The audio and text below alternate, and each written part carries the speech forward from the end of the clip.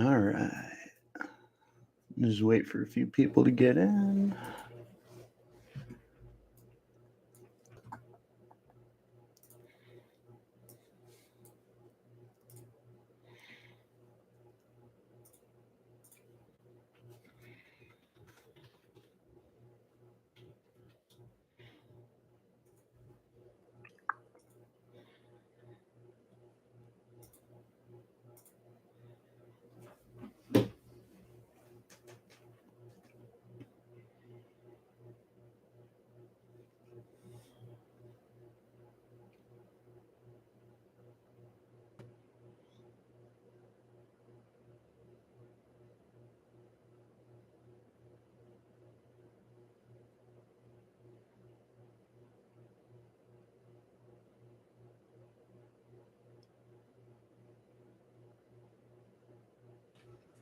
See a couple of you in there. Hello. Welcome into Locked on Sun Devils Live. We haven't done this in a little bit, but for what it's worth, basically we're just gonna but fight on, get out of here. I don't even know what this is about. I am here for a good time, not a long time, GD. I don't need this fight on in my chat, okay? Just because you're gonna beat us by 100 doesn't mean you got to come in here and make my day worse. Oh man, I unfortunately have a lot of praise to sing for USC, and my one of my cousins goes to what's it called USC. One of my cousins goes to USC, so I joke around like, "Hey, you rented me to cheer for USC for 4 years, but after those 4 years, I'm going back to hating you guys." So thankfully, you got Caleb Williams, so I actually have really enjoyed watching USC games, much to the dismay of the Sun Devil fans. But like I said, it's a rental. They got me for I think 2 more years, something like that, and then I'm going right back to hating USC. But yeah, it's not going to be a fun game for ASU fans. In fact, that's what I'm going to be doing for quite a bit of the show. More than likely, is looking up a little bit about USC and getting to know them because we're going to be previewing them on Friday. Tomorrow, if the schedule works out, we should be getting Spencer McLaughlin from Locked On Pac-12 to come on and preview pretty much the rest of the season with me. It's not looking like it's going to be very optimistic, I suppose. I know that he's going to be even less optimistic than I am, and I literally said that we were only going to win one game. Zachary, what's going on, brother? Appreciate you hopping in. One of my boys. Outlook is bleak. Yep, that's probably the best way you can describe it. Oh man, it's going to be rough, man. Let's take a look at USC. Who's there? Is Taj the freshman? No, Taj is the senior. Okay, so Taj, I literally just said his name. Washington? Yeah. Taj Washington's the guy that I'm going to be looking out for in this game earlier on. So he's a little bit of a deep threat from my understanding. Where did he transfer from? Memphis? Yeah. Came from Memphis. This year he's averaging 25.9 yards per reception. Now, for what it's worth, it's only 9 catches, but they're also they're just shuffling through guys right now. There's not necessarily a single guy that is like dominating, but I do know that Taj Washington is one of the guys that everybody's really, really excited about for USC this year, and somebody that I think is going to end up generating some noise when it comes to the draft and whatnot. I believe Zachariah Branch is a freshman. Yeah. So Branch is the freshman I was thinking of. Taj statistically the best. Yeah, he's pretty good at football, man. Taj Washington is pretty good at football. Zachariah Branch, I know, is one of the many freshmen they've got there, and he's put on a show. I still think it's really funny that Deuce Robinson is considered a wide receiver on ESPN, at least. I don't know if anywhere else has him as a receiver, but I mean, he's also playing like a receiver, 23.3 yards per reception. He had a 71-yard catch. I think that was his touchdown, too.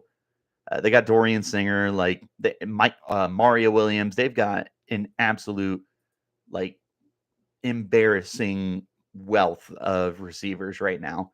And it'll be really interesting when like draft time rolls around to see how many of these guys depart. Washington will depart for sure, unless he's got another year of eligibility, because I can't keep up with that stuff. If you guys can, let me know, but I can't. So I would imagine Washington is probably done. I feel like Dorian Singer probably will transfer. I don't know why I thought he was small. He's 6 foot. I definitely thought Dorian Singer was like a 5'8" receiver. I don't know why. Don't ask me why. I would imagine he departs though, because he had a really good year last year for U of A. He's off to a good start so far. And then Mario Williams, the other guy that I imagine is probably gonna be taken off too. Yeah, that's what I'm talking about, Zachary. Is everyone's got those COVID years, and I have never been able to keep up with the COVID years. That stuff has totally thrown me off. I feel like we should be done with that by now, but I just don't feel like it's going to be ending anytime soon. Uh, yeah, because everyone's playing 6 seasons now, right? Everyone's got so much eligibility that you're basically playing an NFL career while you're in college. It's crazy. And I mean, I'm for it. Like, I don't have a problem with it. My quote unquote problem with it is just that I can't keep up with it. So let's take a look. So Mario Williams was another guy that I was taking a look at. Now you have to, yeah, the waiver years is also crazy, because now you're going to have, ASU got screwed with Jake Smith and with Xavier Alford. The player gets denied. Who's the kid at North Carolina? Like Tay? Was it Tay? North Carolina football Tay? No. Player denied. I can't think of Devontae Walker. Tez. Okay. That's what I'm thinking of. Tez Walker. His full name is Devontae, but Tez Walker was the one who got denied as well. You're just seeing a lot of it, unfortunately, as these guys are getting their eligibility decline, which is really frustrating, because there's so many outlying factors now. And I know so many people are focused on like the old ways, where you would have to sit out a year if you transferred and everything like that. And like, one of the beautiful things that came out of the transfer portal was being able to shake things up and having guys that are able to move on if they feel like they need to move on. And it's a double-edged sword, because you have people that hate that. You have people that are like, oh, there's no loyalty in college football. And it's like, I totally understand that. To a certain extent, I agree with that. You definitely don't have the same purity that you once did when it comes to college football. You got a lot of guys that have other interests in mind. Like there's a lot more emphasis on making money these days. And again, to a certain extent, I can understand, because this is a very punishing sport, mentally, physically. Like you could have your career ended like that. And if you're not making that money, then it kind of feels like it's all for naught. But again, this is just a whole interesting debate and conversation when it comes to that kind of stuff, and the transfer portal and eligibilities and COVID years, all that stuff. It's a big old mess. Let's take a look. Has Caleb not thrown a touchdown, an interception yet? Caleb did not throw an interception until he played Arizona State last year. He got picked off by Tamarcus Davis. Here's hoping maybe we can break that streak for him again this year. He is, oh my God, he's completing 78.6% of his passes, dude.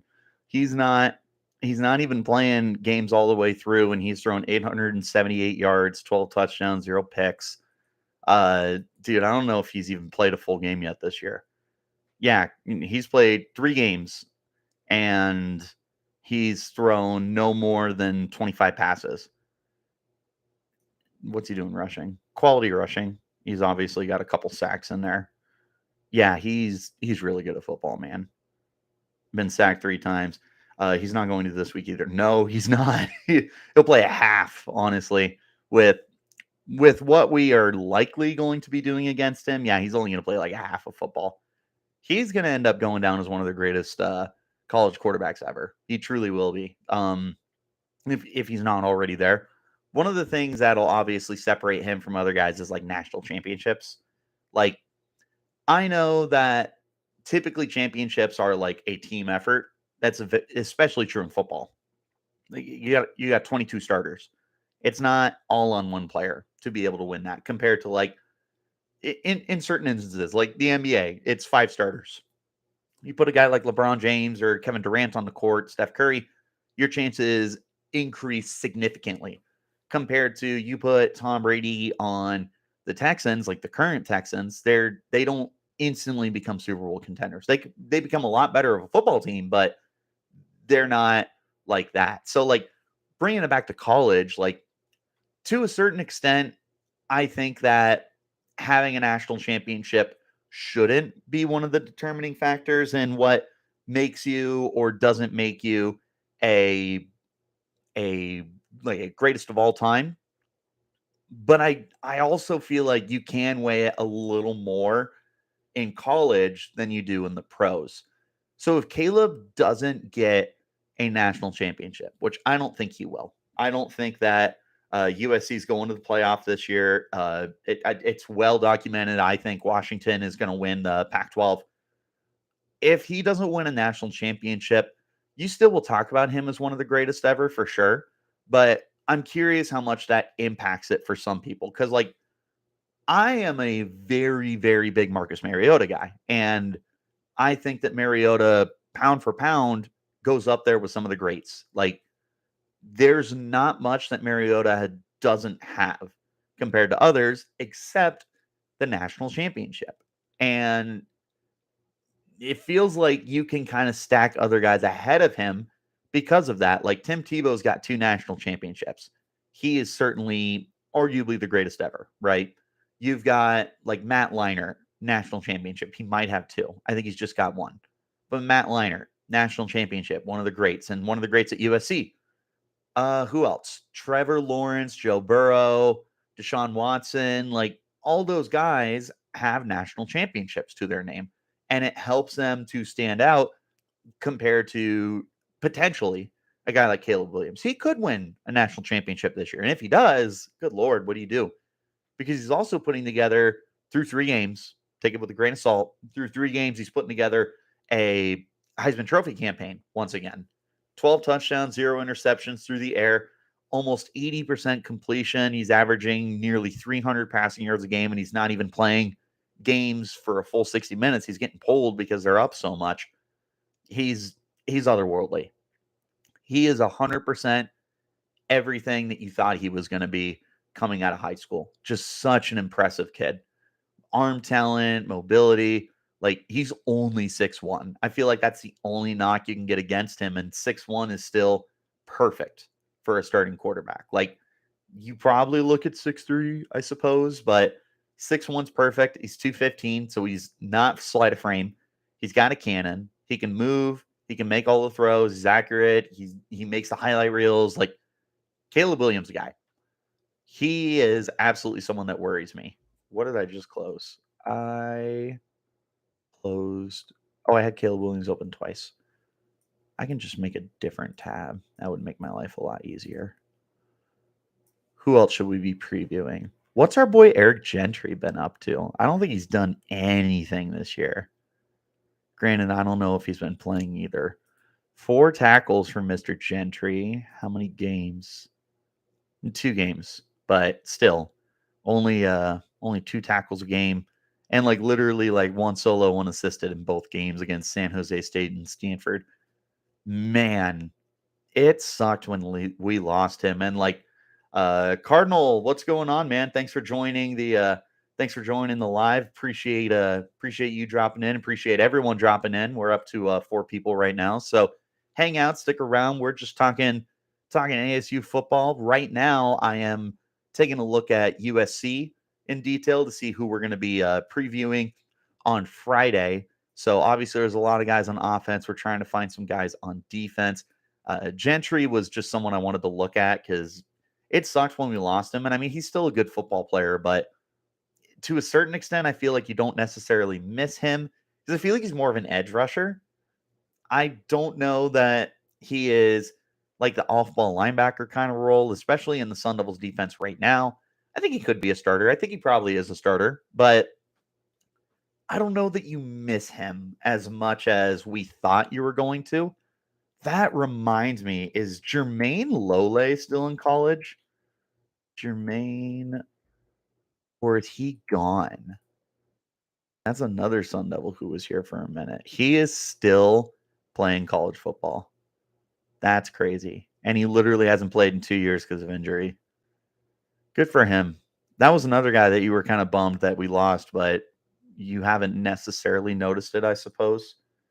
What has Bear Alexander done? That's a great question. That's the Georgia transfer. Bear Alexander. We're gonna have to. There we go. 7 tackles, a half sack. What's the 22? Oh my God. His half sack was a 22-yard loss. Holy cow. All right. Bear Alexander, he comes from Georgia. I thought he redshirted. I guess he didn't, unless maybe he did. I don't know. It's not on ESPN. He's got a half sack so far, 6'3", 300 pounds. Dude was a 5-star coming out of high school. How high was he? He was a 4-star transfer. Oh, 24/7 only has him as a 4-star prospect. Interesting. Well, he's right there. He was a 9.782 on 24/7. He was the number 9 defensive lineman and number 9 player in Florida for their composite ranking. He is a massive individual, though. He's probably going to be highlighted on my short list, especially with just the way he's built. Bear Alexander for sure. Not Eric Gentry. They have a safety. Caden Bullock. He's really good. Kalen Bullock. So far, 10 tackles or 12 tackles, 10 are solo. 4 passes defended, and he had 6 all of last year. 7 career picks, doesn't have one this year yet, but I know he's someone that people are really excited about. 6'3", 190. So Kalen's going to be on there. Bear Alexander's going to be on there. Who's their sack leader? Their sack leader is Solomon Bird. He's a senior, 6'3", 250, transferred from Wyoming 2 years ago. 2.5 sacks, so he's like their edge rusher, probably replacing Tui Malalu. I still don't know if I pronounced that right, honestly. Jamil Muhammad also has 2 sacks on the year. He just transferred. Is that Georgia State? That is Georgia State. Let's see. Not the biggest producer, 6'1", 250. He's their leading tackler. This is the other safety, Jalen Smith. 20 tackles, 18 solo. So dude knows how to fly around the field. That's impressive. 2 defended passes. They're not. How many sacks do they have? 8. That's fine in 3 games. Sun Devils have more, but that's still pretty good. Just the 1 interception for Max Williams, senior defensive back, 5'9", 185, 79 tackles last year. Okay, that's noteworthy. Let's go to Arlands and see their depth chart. Arlands. Let's take a look. Our lads, not our lands. Let's see. I have Kyron Hudson as the starting receiver. I'm not even familiar with that name. Yeah, he's not a starter. He's got 3 catches this year. But, just add to the embarrassment of riches that the Trojans have at receiver. Yeah, he has 5 career catches. He's not a starter. I would imagine that other starting spot is probably Taj Washington instead of him. Yeah, our lads also has Deuce Robinson listed as a receiver. Brendan Rice is another dude who's been blowing it up too. Let's see. Where is Mr. Rice? 5 catches, a buck 24, 3 touchdowns. He's a senior. Oh, that's the Colorado kid. That's right. Yeah, he's a threat. They literally, dude, they're like 3 deep at receiver because if Kyron Hudson's listed as the X on our lads, and I don't know anything about him. What's that tell you? Just looking at this, you've got Taz Washington, Brendan Rice, Dorian Singer, Mario Williams. I said Brendan Rice, Deuce Robinson, Jacoby Lane, Zachariah Branch, excuse me, Kyron Hudson. Like these are all super talented guys. I see they had a Michael Jackson. They do have a Michael Jackson. 2 catches, 19 yards. He does have a touchdown on the year. Junior, 6', 200. I haven't looked at their run game. What do they got going on in the backfield? Doesn't really matter when you can air it out the way that they can. Let's see. We'll go with their top 3 guys. So you got Marshawn Lloyd is their leading rusher with a buck 95. He's a junior. He was at South Carolina last year. One USC to another USC. Last year had 9 touchdowns, 5.2 a pop. Quentin Joyner is a freshman running back for them. 8.1 yards per carry, 113 yards on the ground, 5'11", 205. Austin Jones is the name that I know. 5'10", 200. Has been with USC the last 2 years. Before that was at Stanford. 106 yards on the ground, 3 touchdowns already, 7.6 yards per pop. Yeah, so they're doing very well in the backfield. They're at 6.8 yards per carry as a team. If you took away the 31 sack yards for Caleb Williams and the loss of 4 that Mario Williams has on his lone carry, you're going to be well over 7 yards of carry. Well over. Yeah, that's crazy. They got a good thing going, just offensively entirely.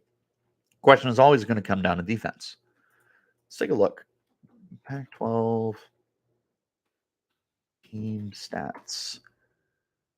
Let's see where Pac-12 is for defense.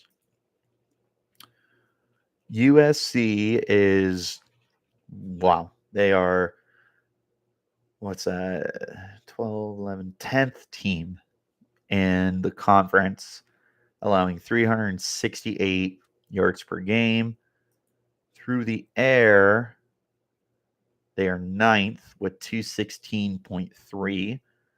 On the ground, they are 11th with 152. And in points per game, they are tied with Cal, 17.3, right in the middle of the pack there.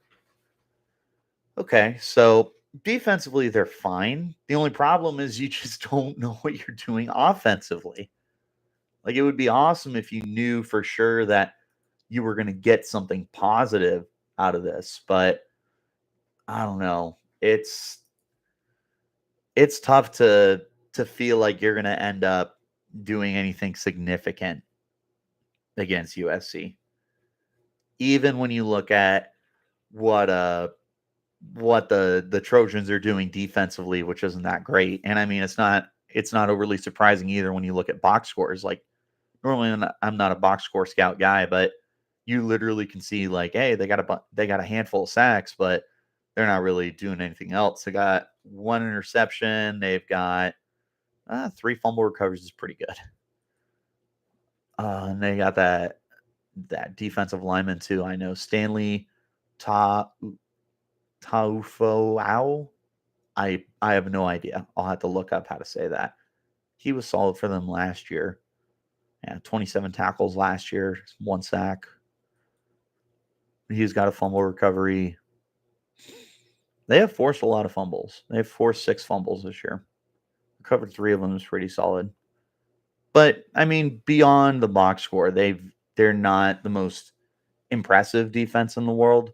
I think we all knew that going into the year, and that's one of the reasons why I'm not picking them to win the conference, is because I don't believe in their defense to be able to step up. I think that this is definitely a team that is going to run into that problem. Excuse me. Once you find those Washingtons and those Oregons of the conference, that's where you're going to be able to separate those teams compared to USC. They're going to need their defense to step up big time. And then even if you do win the conference, I mean, what are you going to do against offensive buzzsaws, right? What do you do if you find an Ohio State or Michigan? If, God forbid, Georgia ever figures it out, Texas, like, there's a lot of teams that are going to be able to grind out some really tough yards against you. So that's where I just don't know how much faith I have in USC compared to others. You know what? I want to look at the full slate here of college while I'm thinking about it. There's supposed to be some pretty good games. Florida, Clemson in Death Valley.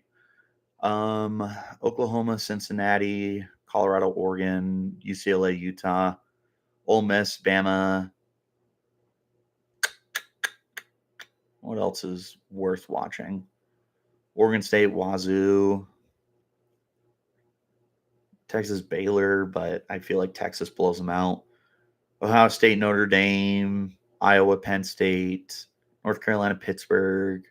There's a lot of good games. This is a very good slate this week. Ideal weekend, ASU and the Arizona Cardinals both pull up upsets. That would be crazy because you would be usurping one of the best teams in the Pac-12, but then the Cardinals would be taking down one of the best teams in the NFC with the Cowboys. That's a crazy thought. Like, be really cool, but I feel like that's a snowball's chance in hell kind of thing. I feel your head coach is doing the best he can. Edwards should be banned for 5 years. Absolutely, the little same. They are doing everything that they possibly can right now. And Kenny Dillingham is doing such a great job with the little bit that he has to work with, because with the bowl ban that was self-imposed by the team, with countless number of kids leaving and kids coming in, there's so much going on here that if anyone were to blame Kenny Dillingham for the failures of this team right now, it would be very short-sighted of them. Sure, he does deserve some blame, right? Because he is the head coach. Totally get it. But I feel like this year and next year, honestly, should be mulligans for him. He should have 2, maybe even 3 years of no expectations before we end up coming out and saying, okay, this is your time to start winning. That's kind of where I'm at with it. Not this year, not next year, maybe not even the year after that. But I do think that he deserves quite a bit of time to get this thing rolling, because this is a full-on rebuild. I've said before, and I've heard others before say too, it's a year 0 rebuild. This is not gonna be done in 1 year, 2 years, maybe even 3 years. Like, there's a lot of work that has to be done to this team before they become competitive again. And could Kenny get it turned around sooner? Sure, of course he could. Maybe it turns out Kenny Dillingham's going to be one of the best young hires in all of college football. The odds are against him, especially with everything that's going on. That's not in his control either, because you've got an athletic director that's just terrible. This is not a pro Ray Anderson podcast. We do not support Ray Anderson here. We say fire Ray Anderson on this podcast unapologetically. Michael Crow is what he is. He's not someone that I love. I think he's done good things for Arizona State, especially when it comes to academics. I think he's done a very good job building stuff up. They've got a lot of really great programs. Their nursing school is really starting to come together. They got a great business school. Obviously, they got Cronkite. Like, there's a lot of awesome things, but this is definitely a school that doesn't have enough emphasis on their sporting. And even beyond like being a sports fan, right?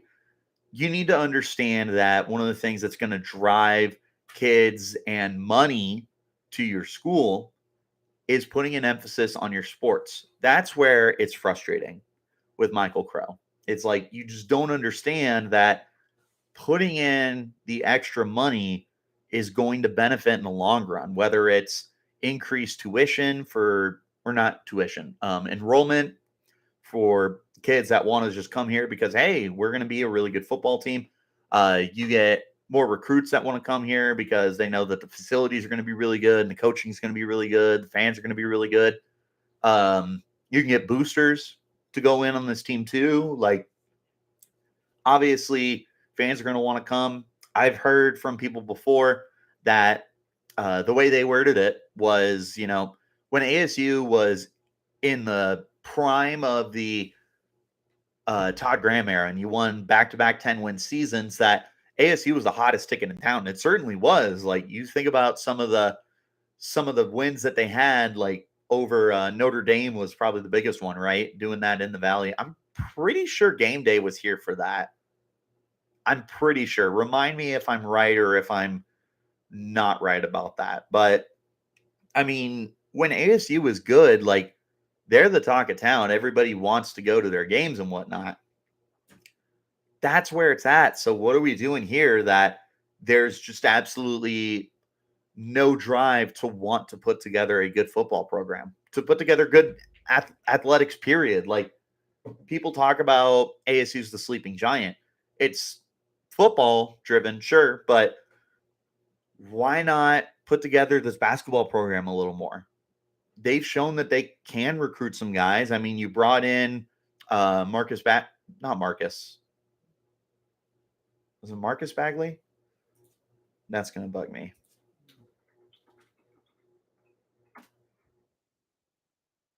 Yeah, it was Marcus Bagley. I'm not crazy. But yeah, they can bring in guys, baseball especially, like, there is history with baseball. There's national championships and World Series wins with ASU baseball. You should be able to bring up all of your sporting programs. But Michael Crow just absolutely refuses to put any kind of effort into it. I am so envious when Tennessee beat Alabama, right? When they did that and the kids took down the goalposts. They there was a viral video up in like the suite where their president of the university was, and they all had their stogies and they're smoking their cigars, and someone was like, hey, they're taking this and they're throwing it in the river, and he was like, let them do it, like, it's worth it. Why can't we have that same kind of energy at this university, at this program? Why can't we have somebody that actually cares and gives a crap about this university's athletics? We're just being let down by the people up top.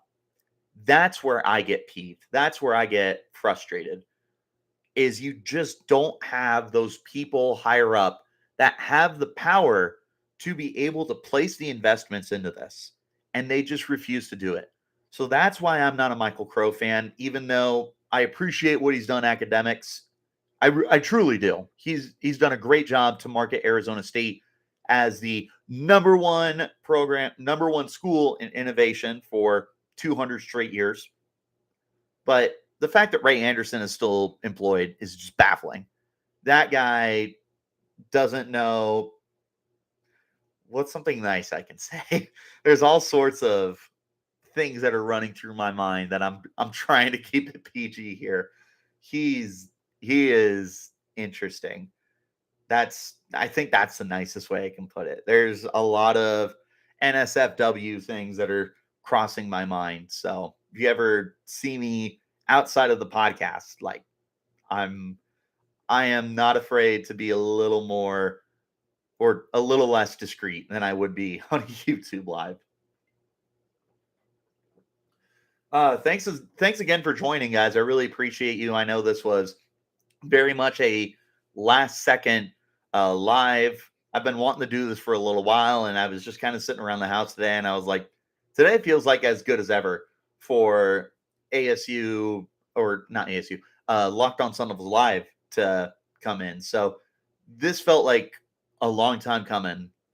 We haven't done one of these in a minute. I like to do these a little more often. Ideally, I'd like to do these once a week. I just don't know how realistic that is with schedules and everything like that. But this is always fun, always a good time. Ray Anderson belongs in a retirement home. Yes, he does.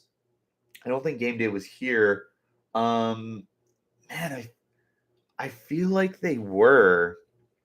Maybe I'm crazy. ASU Notre Dame game day. Um, what about was college game day at Arizona State?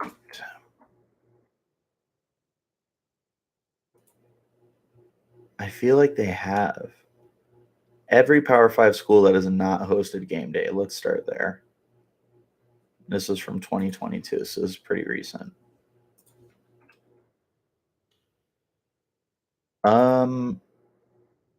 I control F. There was there's nothing that popped up for Arizona. I'm pretty sure they've been out here.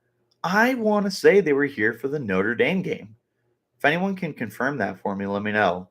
Because this list of Power 5 teams that have never had game day does not include Arizona State.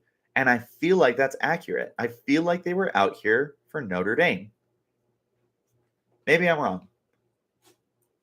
Okay, here we go. We'll go to Wikipedia. Arizona State. So we're here in 2005. So the last time they were here was 2011. Oh no, they weren't here. We were in Eugene. Okay. Okay, so the only time that ASU has hosted game day was 2005, and they hosted number one USC, and we lost. Oh God, please tell me we didn't lose by 59, and that was just some kind of typo. Okay, ASU lot 59. That's where it was at. Okay, so the final score of that game was 38-28. So they made a good game out of it. They were number 14 at the time. That's pretty cool. So yeah, we've been associated with game day 3 times and we have hosted once. And that's not changing anytime soon. This has nothing to do with us, but I want to see what our non-conference schedule is for the next few years. Just because I'm curious if we're ever going to have a chance again. Arizona State football schedule. I'm just curious what would be the attention grabber. So 2024, 2025, we got Mississippi State. 26, 27, we're playing A&M again, Texas A&M.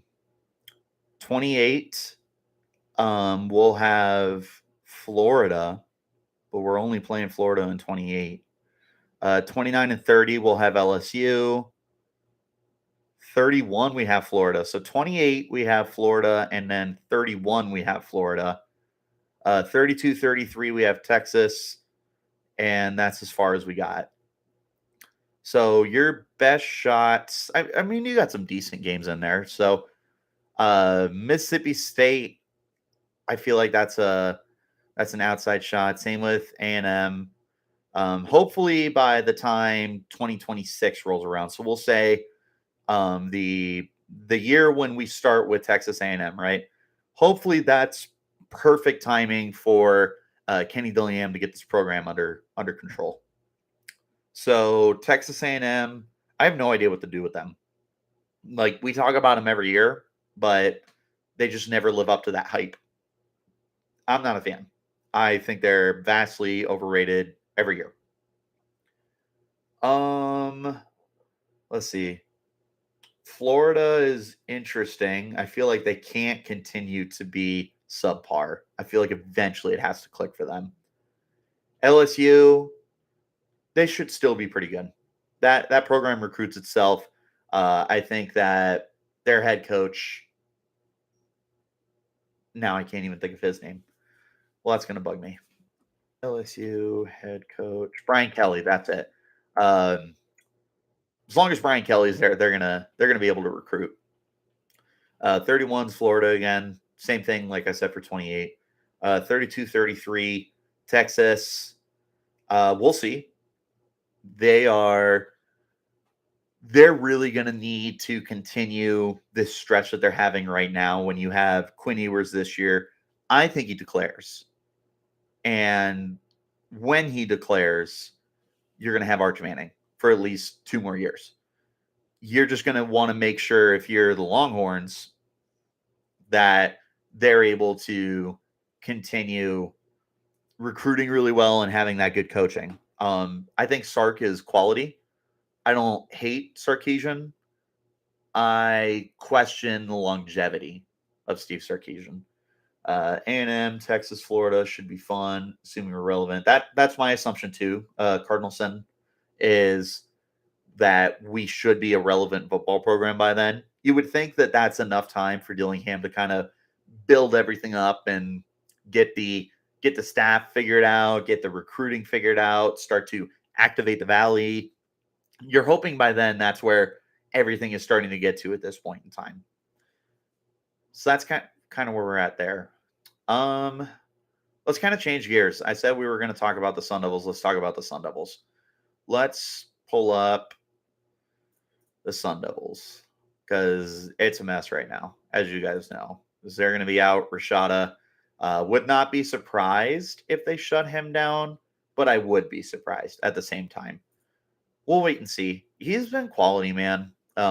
Looks like a freshman, which who would have thought that a freshman would look like a freshman? I think he's a good quarterback. Let's see. Do you personally believe the recruiting will be significantly better? Yes, 100%. When we joined the Big 12, I absolutely believe that recruiting is going to be much better. Here's why. You are going to get a lot more opportunities to be broadcast to a national audience. You're going to be playing in the Midwest where there's some really good programs, right? You've got Texas and Oklahoma and Louisiana all in that area who produce very good football players. So with a wider audience, with a wider audience for you to be able to broadcast yourself to, you should be able to start getting people's attention, right? You should be able to have these kids that will tune in exactly at a 9 a.m. game, at a 12 p.m. game, at a 2 p.m. game, at a 4 p.m. game, whatever it is, and get these kids to actually watch your football games. Obviously, beginning of the year for Arizona State, if we're in Tempe, yes, it's going to be a night game. They're not going to make these kids play in 110-degree weather, and the fans aren't going to want to show up for a game that's in the middle of the day. You get to that point eventually. But when you have your away games, right, when you're playing at Oklahoma State in week 4, you can play midday because even though it's late September, it's much better weather in week 4 in Oklahoma than it is Arizona State, where you've got 110-degree weather out. Like, it's just part of the marketing part of it, is these kids will actually be able to see your program. And then, like I said, you introduce yourself more to the middle of the country, to the Midwest, where you've got Texas, Oklahoma, Louisiana, Alabama's not that far. And the Big 12 is also going to have UCF, right? So you can broadcast yourself a little bit to Florida. You still have kids in Arizona. You still have kids in California. You are really just going to expand your boundaries for where you can recruit, who's going to pay attention to you. That's massive. Then you also got to consider that you've got Rashad Samples, Brian Carrington, Vince Amy, Brian Ward that have proven to be good. Recruiters Jason Mons. You've got guys that know how to recruit, guys who know how to build up. Jason Mons, Vince Amy do a great job in Arizona. Rashad Samples, Brian Carrington do a great job in Texas. Dillingham can go wherever to recruit. You're going to be able to bring these kids in. And once you get these kids in the building, they like it here. There's a lot to like about Arizona State. Completely unbiased. Completely unbiased. There's a lot to like about Arizona State from a weather standpoint, from an academic standpoint.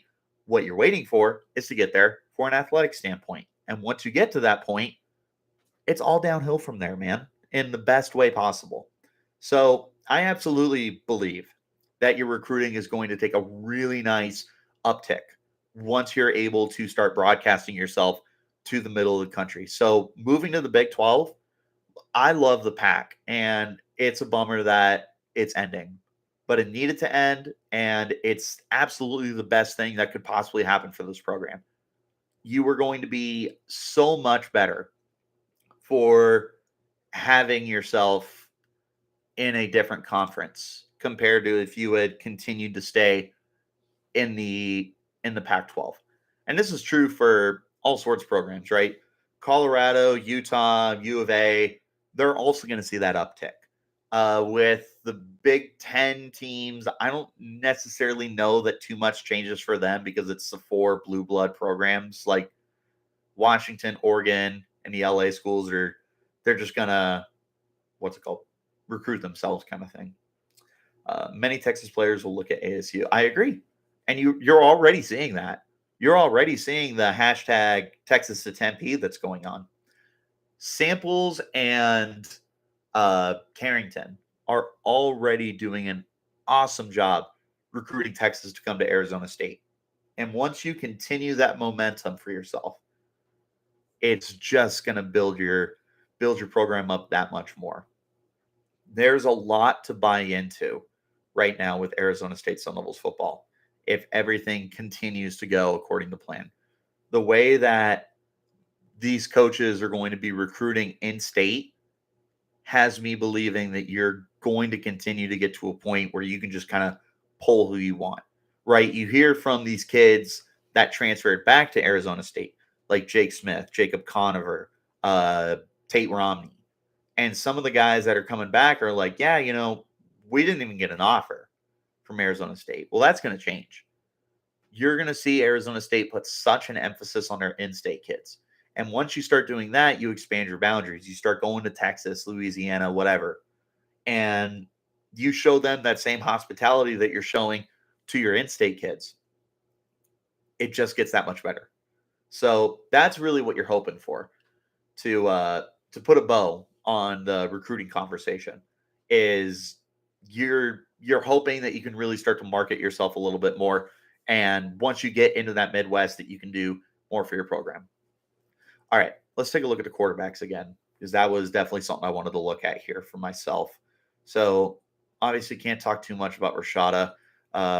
Conover, I want to like Jacob Conover, but there is just nothing to go off of because he had 11 pass attempts before he came to Arizona State and was completing under 50% for what it's worth. I mean, again, it's 11 pass attempts. It's not like it's anything crazy. This kid was a 4-star coming out of Chandler, wasn't he? I think he was. Jacob Conover recruiting. He was a 3-star transfer. I'm convinced that 24/7 hates guys. There we go. He was a 4-star on their composite. So it's a 4-star composite quarterback, 11th pro quarterback in the nation, 6th quarterback in what class was this? 2019? Oh, interesting. So that was the same year as Spencer Rattler. Interesting. So I forgot Braylon Trice was a in-state kid. That's depressing, man. That's really, really depressing. Anyway, so you just don't have much to go off of with Jacob Conover. So that makes me nervous. Bourget is obviously going to be out. Hopefully he's not out too long, but it sounds like he is going to be out for a minute, which is a bummer because he played very well last year when he had that opportunity. I think that once he had settled in last week, you potentially would have gotten some decent play out of him, but obviously we'll never know because he wasn't able to get that opportunity because he got injured. Drew Pine, man. Drew Pine is fascinating to me. Like, he is more than capable of being a good quarterback. You saw it last year at Notre Dame. 22 touchdowns, 6 interceptions, almost 65% completion. He did some stuff on the ground. He's more than good enough to be the starting quarterback for this team.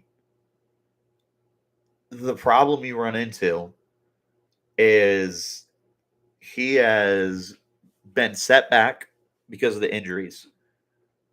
Because for all intents and purposes, he was going to be the starter. He was going to be the week 1 starter prior to his hamstring injury. Coming back from that, he obviously didn't look good, right? 38.5% completion, 2 interceptions, 2 lost fumbles, sacked 3 times. He was bad.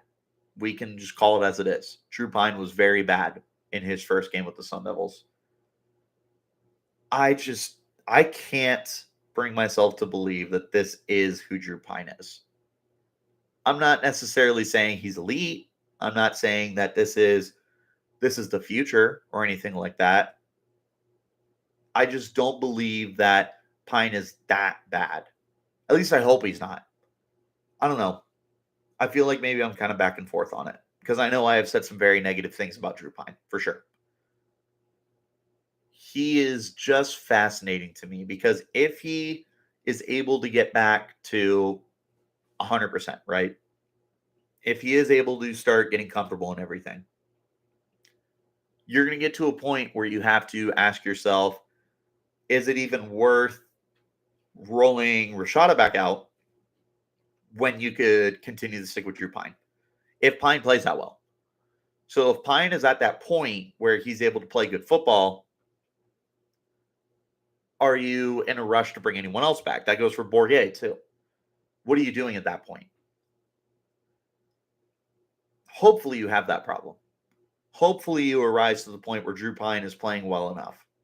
He's not going to play elite. He's just not. And if he does, then I'll be the first to admit I was wrong. I don't think he gets to that point. But if he finds a way to just be sustainable at the quarterback spot, limit those turnovers, because 4 turnovers is that's rock bottom, man. I feel like you can't get worse. I really hope you can't. There's potential here, man. He's not a terrible quarterback. I can't bring myself to believe that. But there's got to be significant room for improvement.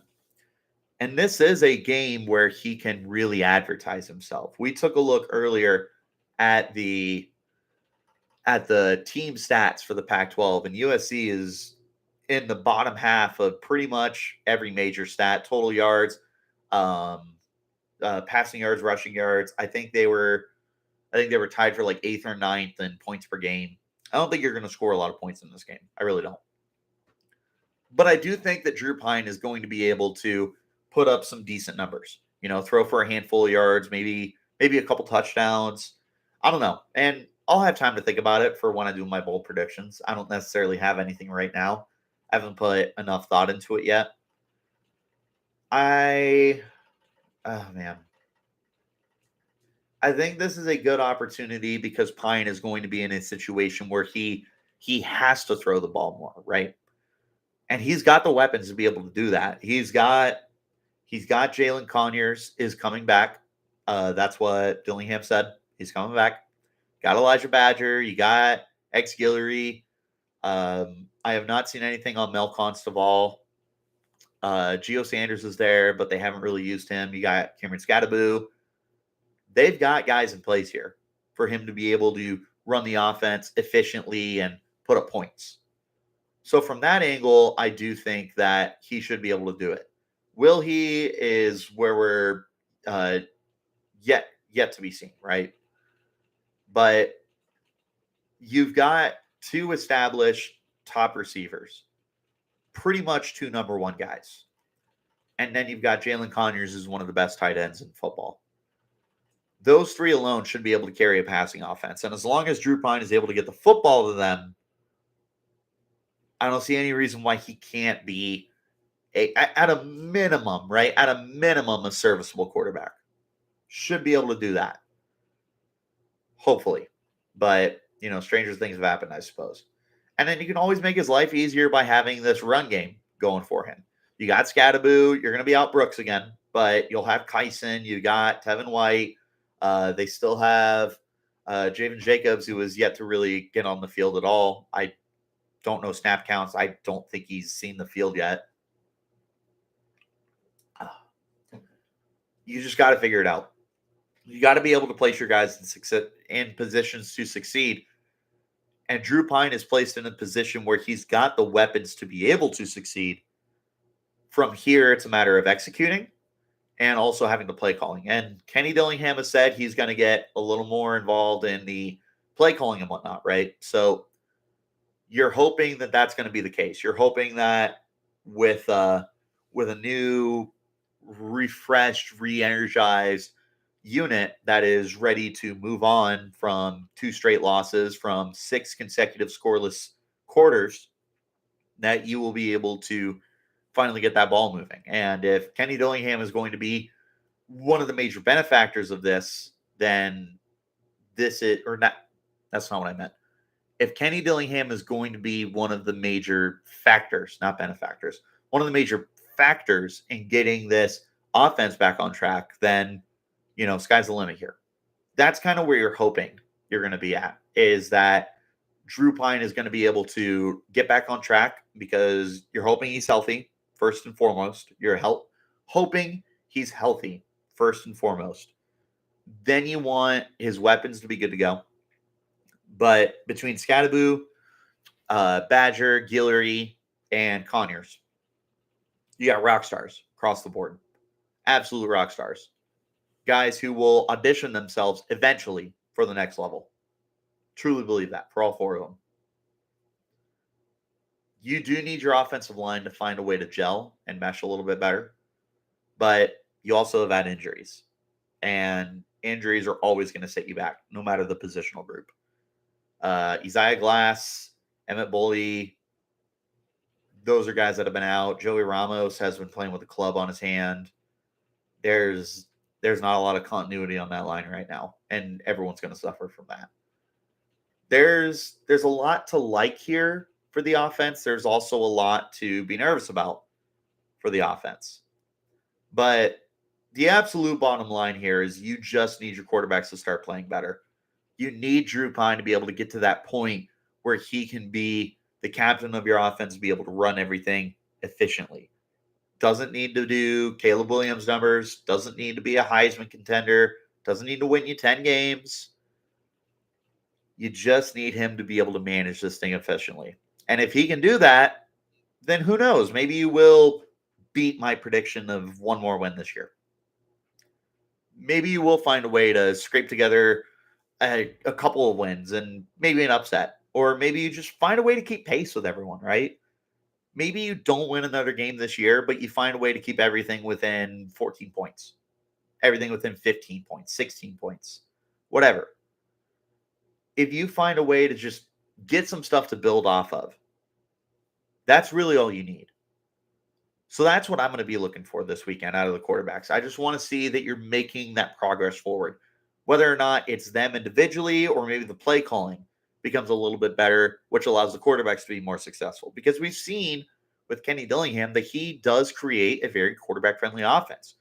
Jordan Travis and Bo Nix have become some of the best quarterbacks in college football, and a lot of that is because of what Kenny Dillingham was able to coach out of them. So if you integrate him into this offense a little bit more and give him those opportunities to be able to coach these kids up and open up his offense more, then who knows? Maybe that's exactly what you need, is Dillingham to be out there and Dilly to be calling the plays and whatnot. I don't really know. I don't have all the answers. I like to think that incorporating Dillingham into the play calling is going to be one of the big game changers for this team. That's pretty much where I'm at. So curious what you guys think.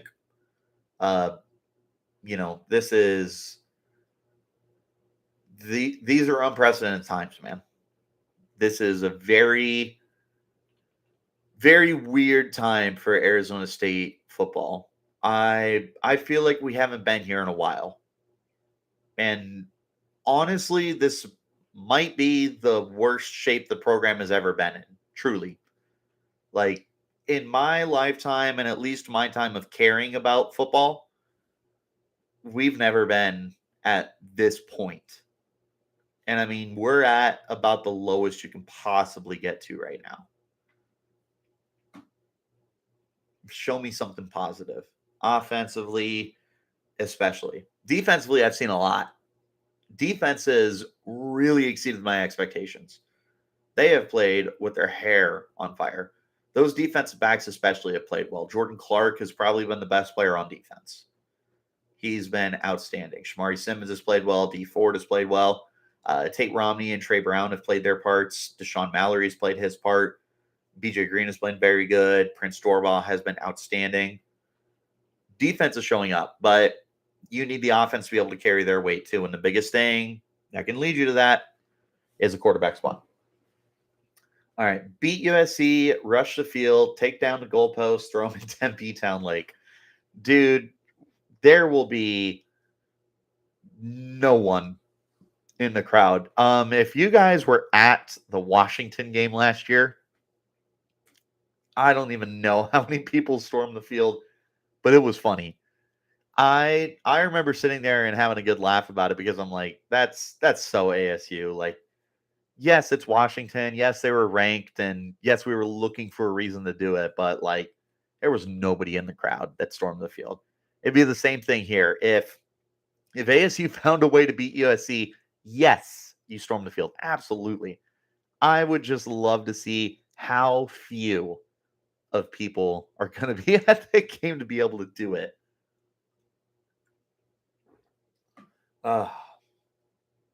Water's good. I think that's about all my thoughts.